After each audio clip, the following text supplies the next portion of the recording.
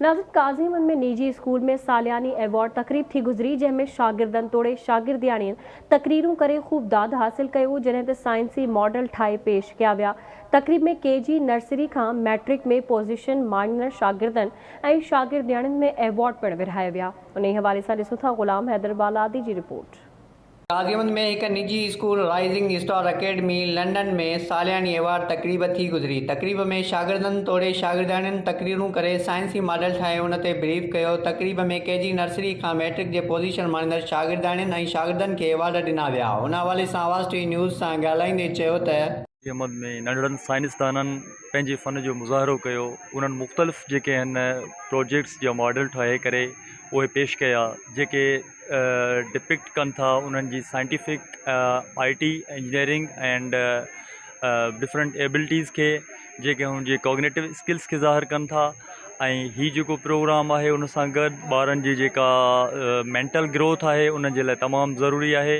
ऐं असां London school जे management इहा ई कोशिशि कई आहे त ॿारनि जी एवॉर्ड डिस्ट्रीब्यूशन सां गॾोगॾु अहिड़ियूं हेल्थी एक्टिविटीज़ करे ॿारनि में थोरी टेशन जो माहौल में हिकिड़ो हुननि खे एक्सपोयर मिले त हू पब्लिक जे साम्हूं अची करे पंहिंजा व्यूज़ ऐं पंहिंजे जेके हुननि जी थॉट्स आहिनि उनखे शेयर कनि। छाकाणि त ॿारनि जेके मॉडल ॾिना उहे लंग्स जा बॉडी ह्यूमन बॉडी जा जेके हुआ लंग्स ठहियल हुआ, किडनीज़ ठहियल हुआ, उन सां गॾोगॾु माइक्रोस्कोप हुयो। इन मां ज़ाहिर हो त ॿारनि जो साइंस जे हवाले सां, छाकाणि त साइंस फील्ड में ॿारनि खे असांखे एडवांस करिणो आहे, त हुननि ॿारनि ॾाढा जवाब ॾिना, बहितरीनु जवाब ॾिना ऐं मां ॾाढो ख़ुशि थियुसि।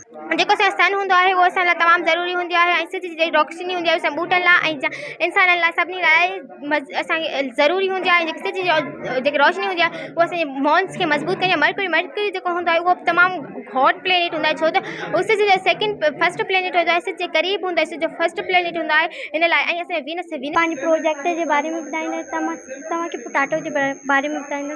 पटाटो जेको असांजो आहे उहो असांखे तमामु कमु हूंदा आहे। असांजी मतिलबु की असां जेको खाधो ठाहींदा आहियूं हुन में इस्तेमालु ईंदो आहे ऐं हिन में प्रोटीन हूंदो आहे। जेको सॉल्ट हूंदो आहे असांजो B6 उहो असां पंहिंजी डेली लाइफ में इस्तेमालु कंदा आहियूं ऐं उहो असांजी डेली लाइफ में इस्तेमालु थी वेंदो आहे। ऐं जेको बनाना आहे उनमें असांजो B6 प्रोटीन आहे, उहो बि असां पंहिंजी डेली लाइफ में इस्तेमालु कंदा आहियूं। रेस्पिरेशन सिस्टम असां साह खणण जे लाइ इस्तेमालु कंदा आहियूं, जेको सिस्टम ट्रेकिया खां शुरू थींदो आहे, वरी उनमें ब्रोन ईंदो आहे, वरी लंग्स ताईं इहो थींदो आहे, वरी लंग्स में जेके एल्यूलाई हूंदा आहिनि उहे एल्यूलाइज़ जो कमु हूंदो आहे, एक्सचेंज ऑफ गैसिस कराईंदा आहिनि, जंहिंमें कार्बन डाइऑक्साइड रत में हूंदो आहे उहो वरी ऑक्सीजन वरी जेको हूंदो आहे एल्यूलाई में उहो चेंज में।